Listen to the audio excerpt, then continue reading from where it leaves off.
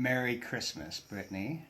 Wanted to do a couple little reminiscing moments with you because we just had so much history, so much friendship, so much joy in your childhood, my adulthood. You were my little buddy. We did so many little things that I think that just you and I would fully appreciate. We had the big walk or the small walk when were at Hope Street. And I'd always ask you, do you want to go on the big walk or do you want to go on the small walk? And once in a while we'd go on the small walk, but usually the big walk. So we'd go up Fremont Avenue all the way across to Columbia, over Columbia to Orange Grove down and cut back over to Meridian and back Hope Street on to the house. And I do remember all the little details, every little flower, every little thing, and I'd make up little stories and we'd look for leprechauns in some of the gardens on Floral Park Terrace, especially, I remember. You'd get tired sometimes and be on my shoulders and you'd pull out my hair, and this is the result. Otherwise, I'm a man with a full head of hair, but I do appreciate you being on my shoulders and being so close that we can just talk and discuss the day, and we just had the best time on our big walks.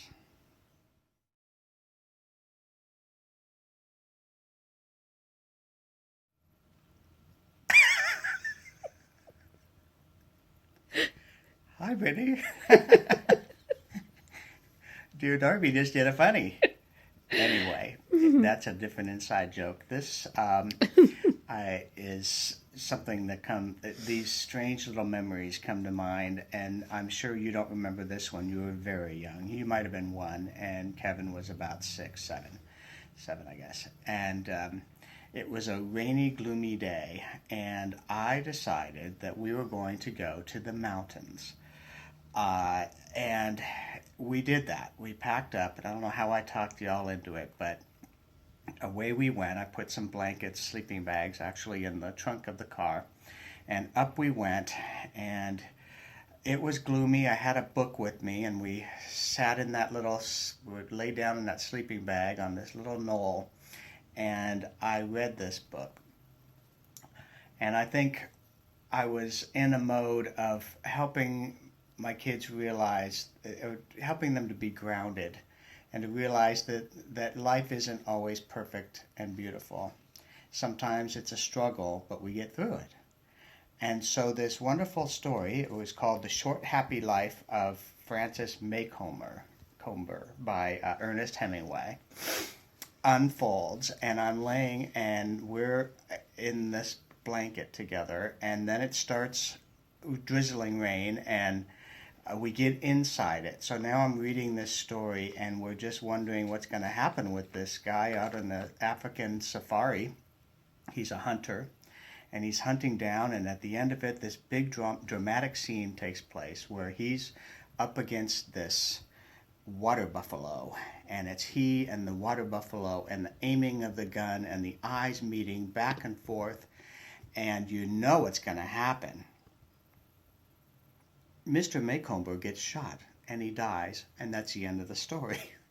And now we're under this blanket in the rain, in the mountains, on a gloomy day. And it was time to pack up and go. And that was a quiet ride on the way home, because everybody, if you didn't know the story, you felt it, maybe from Kevin's feedback. But it was real, and it just brought a little grounding that life stories sometimes unfold in ways that we don't expect, but we can get through them, and we can learn something from everything, even the happy Disney endings and the ones that are a little more difficult, but we get right through them with God's care and love.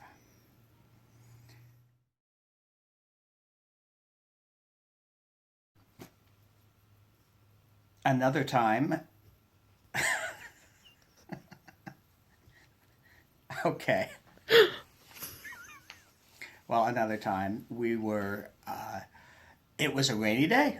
The theme picks up from here. And I decided, wouldn't this be a nice day to go to the beach? And so again, everybody was on board, which was great. So Kevin and Brittany and I got in the car and headed down to Santa Monica Beach, where it was completely barren. Nobody was there. Well, it was a rainy day. So we got up on the pier and decided to get it up under from out of the rain into the carousel. Bought our ticket, and who was on it but just one small family, and it was Arnold Schwarzenegger. And so we drove around, and we all remember that one line. He said, "Are you having a good time?" There was a little kid, and so then when that was over, we walked down the pier with him. And the funniest thing happened from there. They have those cardboard cutouts with famous stars, and the little vendor would take a picture of the tourist with the famous star. So he grabs up the Arnold Schwarzenegger one, and he stands up next to it and takes a picture, and we just cracked up and had the best time. And so there again, grounding the kids, we got out in the rain and did something out of the ordinary, but we were rewarded and we had a great time in the rain at the beach.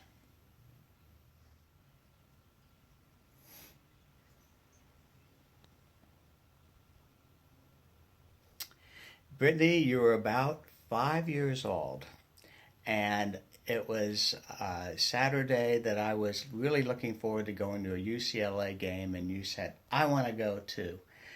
And so the only thing I had to ponder was that the traffic is so bad going up from South Pasadena to the Rose Bowl. That's just not the way I like to do it.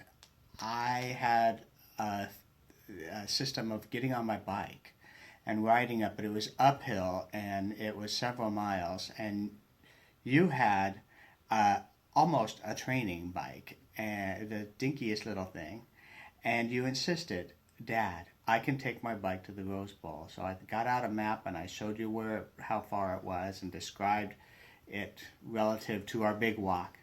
And you said, "Yes, I'll do it." And you made it a point not to complain once, but to just keep chugging and chugging and getting. Imagine going up those hills and down those hills to the Rose Bowl. We watched our football game, had the best time, and then came up those hills and back down those hills back into town. And I'll just never forget your can do. That's where you really showed that can do personality of yours.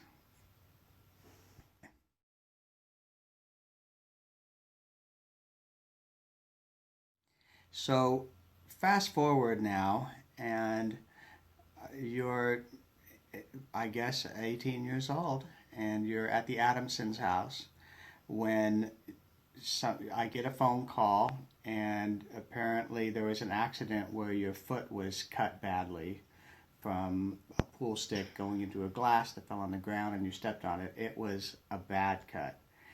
And so you called me, and I had to wrestle within myself as to how much to get involved, how much to let that rope out a little bit more to allow that adulthood, the responsibility, the sense of independence to get deeper and go further.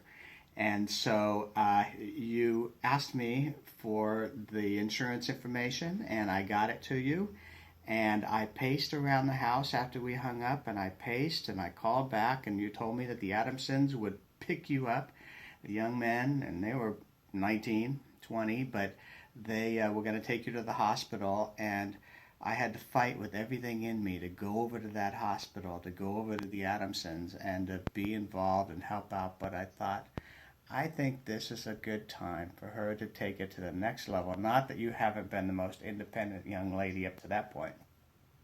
Here was another level of it where you really needed some serious medical treatment. You ended up getting a lot of stitches, but it took everything I had inside of me to hold back and let that unfold. And I'm so glad I did it because it worked out well, and you got healed, and you got to find out that that in life there are others besides dear old Dad to help out, and you were able to take care of your situation as well.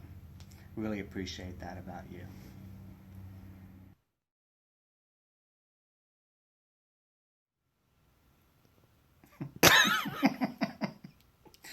Is it on? It is. Well, you'll remember that you had your exchange program out to England, different countries, and you were getting ready to take off. And I didn't let you know, but I was under a lot of kind of emotional stress about the safety, obviously, but also about your having grown up. And it was sort of a empty nest moment for me, even though it was not exactly. But for me, that symbolized something big. So I was struggling with that, and as I would do once in a while, I set up an appointment with dear old Pastor Terry. And I set up this appointment to go in and just get it off my chest a little bit, the concerns and anxieties I was having.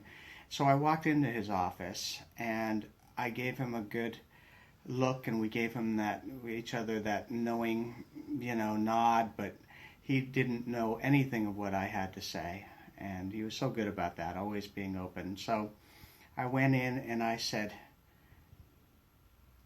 Brittany. And that's all I could say. And he looked at me and I looked at him, and then I broke down crying so hard. And I just could not get it out. And the more I cried after having said your name, and the more he looked at me, he thought something awful had gone down. And so I just finally got up the nerve, and I'm thinking he's thinking that something has gone down that's like life-threatening, until I finally got it out and I said, is going to England. And so looking back now, it's kind of funny how that might have looked to him. And to me, it was like my whole life, your whole life was unfolding in front of me in that moment. And so I just had a major crying fit. And so It touches you now. it touches me even now to think of my little girl having grown up. It's a good thing, But Daddy. I never let you know that I had that big breakdown. I'm sure you haven't let me know about yours because you're protecting me and I was protecting you to let you get out there and do your thing. And you had struggles when you got out there, and that was really good for you and good for me, both of us, to know that you could get through it even when it was difficult. And I was happy to be there by telephone. But boy, that was a good time for you to learn and grow and just break away even more and become an independent, strong woman that you are. Okay, so finally, I just want to reflect back again when you were so young, 3 years old, and I was going through a terrible emotional state. And you lied down next to me and you put your hand on my chest and you patted it and you said, Dad, I can't fix your heart. And in my silly vulnerability, I thought I heard you say something else. I said, you can? You said, no, I can't. And that reminded me that we all need somebody to lean on. And right now, with your marriage that's just a bit behind us, I want to remind you that I can't fix your heart, and Evan can to some great degree.